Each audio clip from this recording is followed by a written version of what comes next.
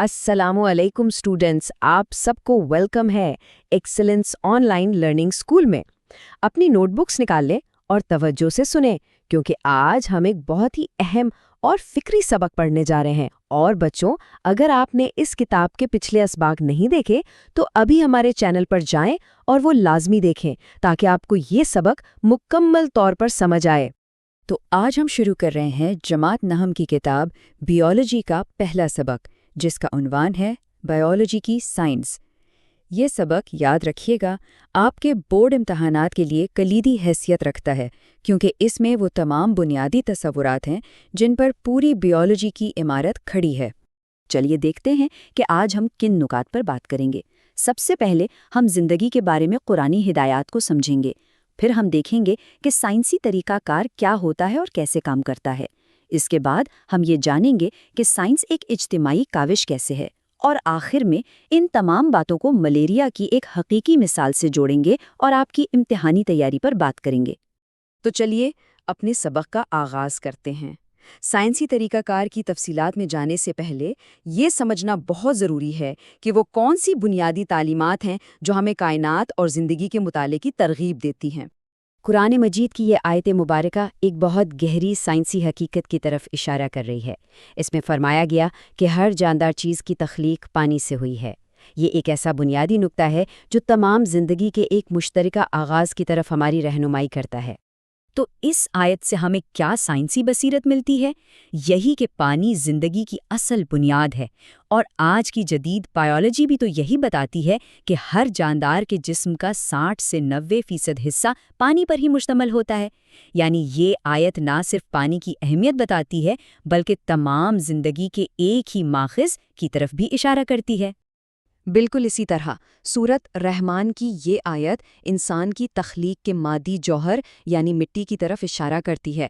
यह हमें सोचने पर मजबूर करती है कि कैसे एक बेजान मादे से यानी मिट्टी से एक बाशऊर जिंदगी का ज़ुहूर हुआ। और सूरत नूर की ये आयत तो जिंदगी के तन्वो यानी डाइवर्सिटी को बहुत ही खूबसूरती से बयान करती है। इसमें बताया गया कि जिंदगी की इब्तिदा पानी से हुई और फिर ज़मीन पर मुख्तलिफ किस्म के जानदार वजूद में आए। कुछ रेंगने वाले, कुछ 2 पैरों पर चलने वाले और कुछ 4 पैरों पर चलने वाले। तो इन कुरानी हिदायत से हमें तहकीक और जुस्तजू का जज्बा मिलता है। अब सवाल ये है कि तहकीक की कैसे जाए? इसके लिए एक मुनज़्ज़म तरीका है जिसे साइंसदान इस्तेमाल करते हैं। इसी को हम साइंसी तरीकाकार या साइंटिफिक मेथड कहते हैं। देखिए कि ये एक बहुत ही मंतकी और स्टेप बाय स्टेप प्रोसेस है। सबसे पहले आपके सामने एक मसला या सवाल आता है। फिर आप अपने हवासे खमसा यानी अपनी सेंसेस से मुशाहिदात करते हैं। इन मुशाहिदात की बुनियाद पर एक ज़हीन क़ियास लगाया जाता है, जिसे हम हाइपोथेसिस कहते हैं। फिर उससे एक मंतकी नतीजा यानी डिडक्शन निकाला जाता है और इसे तजुर्बात की कसौटी पर परखा जाता है।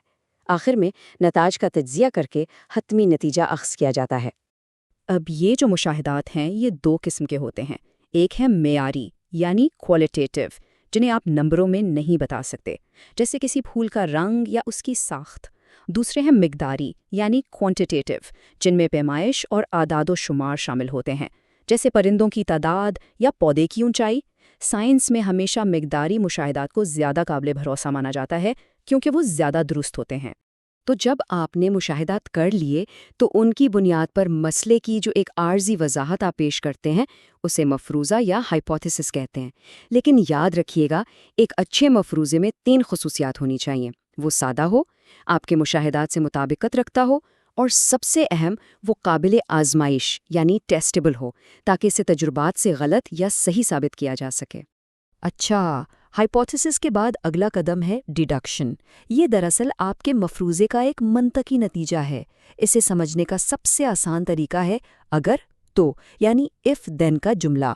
मिसाल के तौर पर, अगर मेरा मफरूज़ा दुरुस्त है तो तजुर्बे के नतीजे में मुझे ये मखसूस नतीजा मिलना चाहिए। यही डिडक्शन हमें तजुर्बा डिज़ाइन करने में मदद देती है। यहाँ एक बहुत अहम फ़र्क समझना ज़रूरी है जो अक्सर तलबा को कंफ्यूज करता है। थ्योरी और लॉ में क्या फ़र्क है?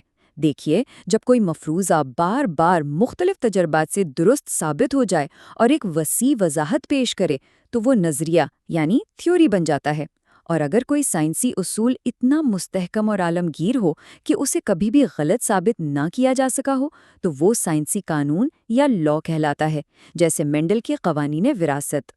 ایک اور اہم نقطہ یہ ہے کہ آج کے دور کی سائنس کسی ایک فرد کا کام نہیں ہے، یہ ایک اجتماعی کاوش ہے، ایک ٹیم ایفرٹ ہے۔ بڑے اور پیچیدہ مسائل کو حل کرنے کے لیے مختلف شعبوں کے ماہرین کو مل کر کام کرنا پڑتا ہے۔ اس کی بہترین مثالیں ہمارے ارد گرد موجود ہیں، جیسے ہیومن جینوم پروجیکٹ۔ سوچئے، اس میں بائیولوجی، جینیٹکس اور کمپیوٹر سائنس کے ماہرین نے مل کر کام کیا۔ اسی طرح ماحولیاتی تبدیلی ہو، کینسر پر تحقیق ہو یا خلائی مشن، یہ سب مختلف شعبوں کے تعاون کے بغیر ناممکن ہے۔ اچھا، اب تک ہم نے جتنے بھی تصورات پڑھے ہیں، ہائپوتھیسز، ڈیڈکشن، تجربات، آئیے ان سب کو ایک حقیقی زندگی کی مثال کے ذریعے سمجھتے ہیں۔ ہم دیکھیں گے کہ سائنسدانوں نے ملیریا جیسے پیچیدہ مسئلے کو حل کرنے کے لیے سائنسی طریقہ کار کیسے استعمال کیا۔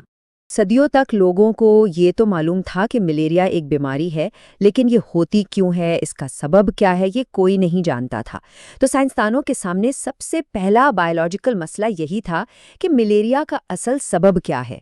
تو دیکھیے، 1878 میں ایک فرانسیسی ڈاکٹر لیوران نے ایک اہم مشاہدہ کیا کہ ملیریا کے ہر مریض کے خون میں ایک خاص خوردبینی جاندار موجود ہے۔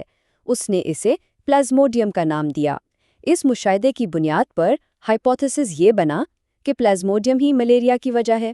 اب اس سے ڈیڈکشن کیا نکلی کہ اگر یہ بات سچ ہے تو ملیریا کے ہر مریض کے خون میں پلازموڈیم ضرور ہونا چاہیے، اور جب تجربات کیے گئے تو نتیجہ بالکل یہی نکلا۔ چلیں، ایک مسئلہ تو حل ہو گیا، یہ ثابت ہو گیا کہ ملیریا پلازموڈیم کی وجہ سے ہوتا ہے۔ لیکن سائنس میں ایک جواب سے اکثر نئے سوال جنم لیتے ہیں۔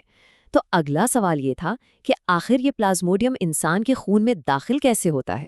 اس سوال کا جواب بھی مرحلہ وار ہی سامنے آیا۔ پہلے A.F.A. کنگ نے 20 ایسے مشاہدات پیش کیے جن سے مچھروں اور ملیریا کے درمیان ایک تعلق کا اشارہ ملتا تھا۔ پھر رونالڈ راس نے چڑیوں پر تجربات کر کے ثابت کیا کہ کیولیکس مچھر پلازموڈیم پھیلاتے ہیں، اور آخرکار انسانوں پر ہونے والے تجربات نے یہ حتمی طور پر ثابت کر دیا کہ انسانوں میں ملیریا پھیلانے کی ذمہ دار مادہ اینوفیلیز مچھر ہے۔ اور ہاں، یہ بھی یاد رکھیے گا کہ ڈینگی پھیلانے والا مچھر ایڈیز ہوتا ہے، جو اس سے مختلف ہے۔ اور اب آتے ہیں اپنے سبق کے سب سے اہم حصے کی طرف، یعنی آپ کی امتحانی تیاری۔ اسٹوڈنٹس، جب آپ یہ سبق تیار کریں تو خود سے یہ سوال ضرور پوچھیں، آپ کے خیال میں مصنف اس نقطے سے کیا ثابت کرنا چاہ رہے ہیں؟ اس طرح سوچنے سے آپ کے تجزیاتی جوابات بہتر ہوں گے۔ آئیے دیکھتے ہیں کہ بورڈ کے امتحان میں کس طرح کے سوالات آ سکتے ہیں۔ دیکھیے، آپ سے بائیولوجیکل طریقہ کار کے مراحل کو مثال کے ساتھ بیان کرنے کو کہا جا سکتا ہے۔ تھیوری اور لا میں فرق واضح کرنے کا سوال بہت عام ہے۔ یہ بھی پوچھا جا سکتا ہے کہ قرآنی آیات نے زندگی کے مطالعے میں کیا رہنمائی فراہم کی۔ ملیریا کی مثال پر تفصیلی سوال بھی آ سکتا ہے۔ اور ایک تجزیاتی سوال یہ بن سکتا ہے کہ سائنس میں مختلف شعبوں کے اشتراک کی کیا اہمیت ہے؟ کیا آپ اس نظریے سے اتفاق کرتے ہیں؟ اسٹوڈنٹس، اس سبق کے نکات کو اپنی تحریر میں ڈھالنے کی کوشش کریں تاکہ امتحانی تیاری بہتر ہو سکے۔ اگر آپ کو یہ سبق پسند آیا تو ویڈیو کو لائک کریں اور اپنے دوستوں کے ساتھ شیئر کریں تاکہ علم کا یہ سلسلہ جاری رہے۔ برائے کرم ہمارے اس پلیٹ فارم کو سبسکرائب کرنا نہ بھولیں۔ اگلے سبق تک کے لیے اجازت دیجیے۔ خدا حافظ۔